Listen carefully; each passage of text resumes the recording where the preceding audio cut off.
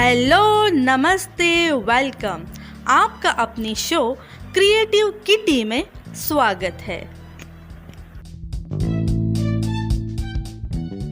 Friends, रहस्यमय लोगों की सीरीज में आज हम बात करेंगे कश्यप ऋषि के बारे में। पहले एपिसोड में हमने सुना जामन जी के बारे में, दूसरे एपिसोड में हमने जाना गरुड़ जी के बारे में, तीसरे में मायासुर, चौथे में कार्तिकेय, पांचवे में शिव के गण नंदी और आज हम जानेंगे कश्यप ऋषि के बारे में। तो चलिए एपिसोड को शुरू करते हैं। ऐसा माना जाता है कि कश्मीर का नाम कश्यप ऋषि के नाम से पड़ा था। कश्मीर के मूल निवासी सारे हिंदू थे। कश्मीरी पंडितों की संस्कृति लगभग 6000 साल पुरानी है और वे ही कश्मीर के मूल निवासी है। इसलिए अगर कोई कहता है कि भारत ने कश्मीर पर कब्जा कर लिया है तो यह बिल्कुल गलत है। जब हम सृष्टि के विकास की बात करते हैं तो इसका मतलब है जीव, जंतु या मानव की उत्पत्ति से होता है। ऋषि कश्यप एक ऐसे ऋषि थे जिन्होंने बहुत सी स्त्रियों से विवाह कर अपने कुल का विस्तार किया था। आदिम काल में जातियों की विविधता आज की अपेक्षा कई गुना अधिक थी। ऋषि कश्यप ब्रह्मा जी के मानस पुत्र मरीचि के विद्वान पुत्र थे। मान्यता अनुसार इन्हें अनिष्ट नेमि के नाम से भी जाना जाता है। इनकी माता कला कदर्म ऋषि की पुत्री और कपिल देव की बहन थी। कश्यप को ऋषि मुनियों में श्रेष्ठ माना गया है। पुराणों के अनुसार हम सब उन्हीं की ही संतानें हैं। सुर असुरों के मूल पुरुष ऋषि कश्यप का आश्रम मेरु पर्वत के शिखर पर था,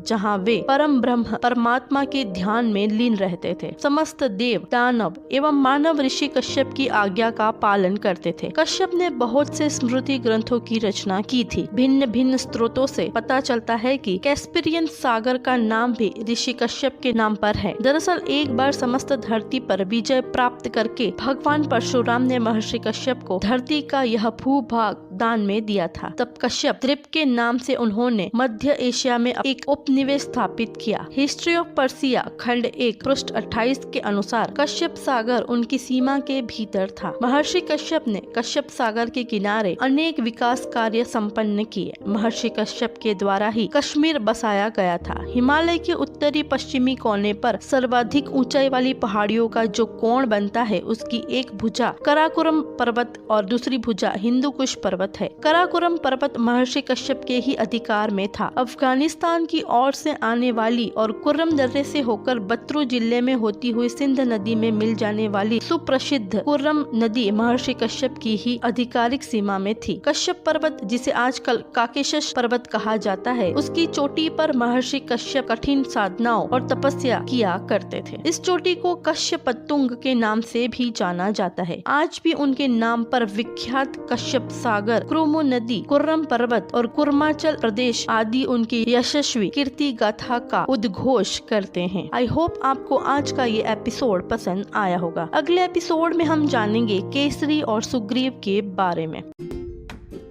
फ्रेंड्स, आज का ये एपिसोड आप सबको कैसा लगा ये कमेंट्स करके जरूर बताएं। और अगर आपको ये एपिसोड पसंद आया हो तो अपने फैमिली और फ्रेंड्स के साथ उसको जरूर शेयर करें। और अगर आप इस चैनल पे नए हो तो हमें फॉलो कर लीजिए और बेल आइकन को प्रेस कर दीजिए। आज के एपिसोड में इतना ही। अगले एपिसोड में फिर मिलेंगे। तब तक के लिए friends, keep in mind, stay safe, stay positive and keep smiling. Bye bye.